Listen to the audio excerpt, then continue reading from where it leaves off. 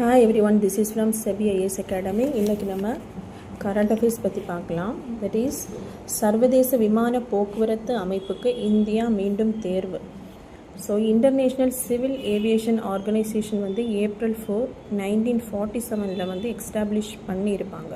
So அதில் இருக்கக்கூடிய அந்த கவர்னிங் பாடி கவுன்சிலில் வந்து இந்தியா ஒரு மெம்பர் ஸ்டேட்டை எலெக்ட் பண்ணப்பட்டிருக்காங்க. ஸோ இந்த இன்டர்நேஷ்னல் சிவில் ஏவியேஷன் ஆர்கனைசேஷன் 1947 தொடங்கப்பட்டாலும் அதற்கு முன்னாடியே 1944 ஒரு சிகாகோ மாநாட்டில் தான் இந்த ஆர்கனைசேஷன் தொடங்குறது பற்றி ஒரு முடிவு பண்ணியிருப்பாங்க. அந்த சிகாகோ கன்வென்ஷனில் வந்து 52 கண்ட்ரிஸ் வந்து கலந்துக்கிட்டு இருப்பாங்க. ஸோ இதனுடைய ஹெட் குவார்ட்டர்ஸ் வந்து மான்ட்ரியால், கனடா. ஸோ இது ஒரு யுனைடெட் நேஷனோட ஒரு ஏஜென்சி தான். ஸோ இதில் பார்த்திங்கன்னா டோட்டலாக இந்த இன்டர்நேஷ்னல் சிவில் ஏவியேஷன் ஆர்கனைசேஷனில் வந்து 193 மெம்பர் ஸ்டேட்ஸ் இருக்காங்க. இவங்க வந்து அந்த இன்டர்நேஷ்னலாக ரிலேட்டடாக இருக்கக்கூடிய அந்த சிவில் ஏவியேஷனோட ரூல்ஸ் அண்ட் ரெகுலேஷன்ஸை இவங்க என்ன பண்ணுவாங்கன்னா ஓட்டிங் பேசிஸில் ஒவ்வொரு கான்ஃபரன்ஸ்லையும் தீர்மானம் பண்ணுவாங்க. ஸோ அதில் இருக்கக்கூடிய இந்த இன்டர்நேஷ்னல் சிவில் ஏவியேஷன் ஆர்கனைசேஷனில் இருக்கக்கூடிய ஒரு அமைப்பு தான் international civil aviation council. So அந்த 193 மெம்பர்ஸ்லேருந்தே ஒரு 36 கண்ட்ரீஸை மட்டும் என்ன பண்ணுவாங்கன்னா இந்த கவர்னிங் பாடி கவுன்சிலில் வந்து சூஸ் பண்ணுவாங்க.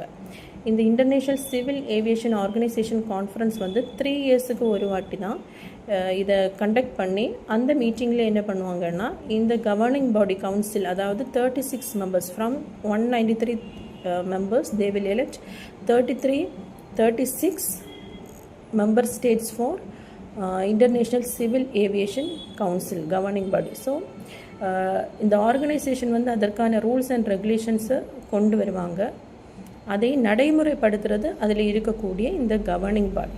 ஸோ இந்தியாவை பார்த்திங்கன்னா 1944 அந்த சிகாகோ கன்வென்ஷனில் தான் முதலாக ஒரு இன்டர்நேஷ்னல் சிவில் ஏவியேஷன் ஆர்கனைசேஷன் வந்து கொண்டு வர வேண்டும் அப்படிங்கிற ஒரு தீர்மானத்தை கொண்டு வந்திருப்பாங்க. அதன் அடிப்படையில் தான் 1947 இந்த ஆர்கனைசேஷன் வந்து தொடங்கப்பட்டிருக்கும். ஸோ அப்போதிலிருந்தே இந்தியா அதனுடைய அந்த கவர்னிங் பாடி கவுன்சிலில் ஒரு மெம்பராக இருந்துகிட்டே இருக்காங்க. ஸோ இது எதுக்காக அப்படின்னா பல்வேறு நாடுகளிடையே ஒரு அந்த விமான போக்குவரத்து அதில் வந்து ஒரு நல்லுறவை ஏற்படுத்துறதுக்காகவும் ஒரு சமாதானமுள்ள போக்கை வந்து நடைமுறைப்படுத்துறதுக்காகவும் தான் இந்த அமைப்பை வந்து ஏற்படுத்தி இருக்காங்க. ஸோ இதனுடைய 42வது கான்ஃபரன்ஸ் மீட்டிங் வந்து கனடாவில் இருக்கக்கூடிய மான்ட்ரியாலில் தான் நடைபெற்றது 27 செப்டம்பரில். ஸோ அதில் வந்து எலெக்ஷன் கண்டக்ட் பண்ணி இனி வரக்கூடிய அந்த 3 இயர்ஸ்லையுமே